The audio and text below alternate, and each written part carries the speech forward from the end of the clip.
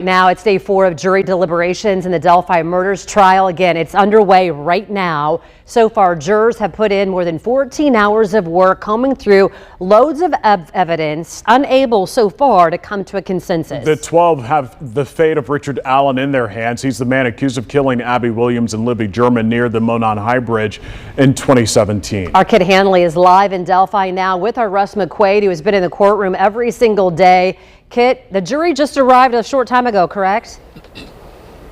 Yeah, Angela, Daniel, good morning. The jury has arrived, but we want to touch on two interesting things that happened during that arrival period this morning. So around 8:20, Richard Allen's attorneys, they came and then they left immediately after, never actually entering the courthouse. And then right after that, around 8:25 this morning, the white vans pulled up and the jurors are now inside the courtroom. But that's what's interesting, is that is a lot earlier arrival than normal. They normally arrive, according to Russ McQuaid, 5 minutes till 9. Now, Russ, good morning. Good morning.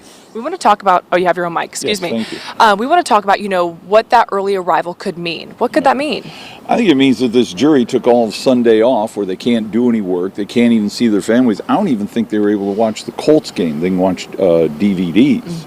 And I think this shows some anticipation on behalf of this jury. It's like, okay, let's get back to work. I think what was interesting is they've been knocking off early every day. Saturday, they knocked off 90 minutes early. And I got to tell you, see, I'm used to covering murder trials in Indianapolis, in Marion County, where a judge gives the case to the jury and says, okay, go get some work done, 8 o'clock, 11 o'clock, 2 in the morning, I don't care, get some work done. Not only is this jury taking several days, which is fine to look at this case, but I've been surprised at the limited number of hours they've spent in deliberations, never really going all the way through the 4 o'clock hour as the judge has set aside. Yeah, 14 and a half hours over these 3 days. And we know they looked at that video evidence on Saturday. Was there anything that stuck out in particular about that session? I think if they're looking at the video evidence, there's basically 4 types of video evidence they can look at. A couple of them would be either the audio tapes of the phone calls with the wife, Kathy Allen, where he says, I did it. Video of him in custody inside of the correctional facility, which it is what it is. However, if you're looking for clues as to his guilt or innocence, if you're that jury, you want to look at those interviews he did with police in October of 22, just before he was placed under arrest, to see how he answers, his body language, and what his answers are to some specific questions.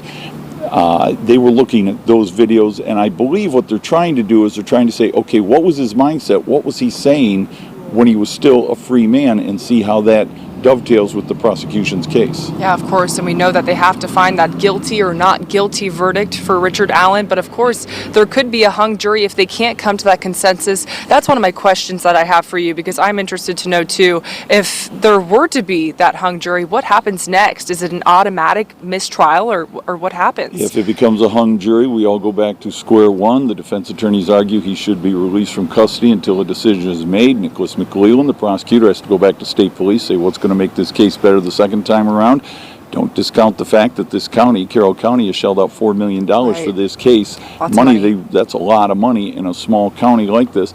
My take on it is this jury shows up early, either because, and they want to get back to work. Now, is that because of the enormity of the task in front of them? They know they've got a lot of work to do, bless their hearts, or is it because the jury's divided 4-4-4, and there are some people who are very solid in what they believe, yes or no, and maybe the jury foreman said Saturday afternoon, you know what, arguing about this for 4 more hours isn't going to change anything. Everybody go get a good night's sleep. Let's come back Monday.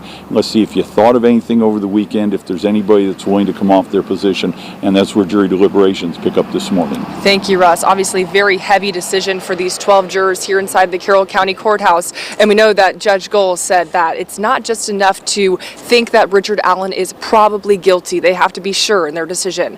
For now, live in Delphi, Kit Hanley, Fox 59 News. All right, Kit, we know that you'll be watching that closely for us. Let's talk about Green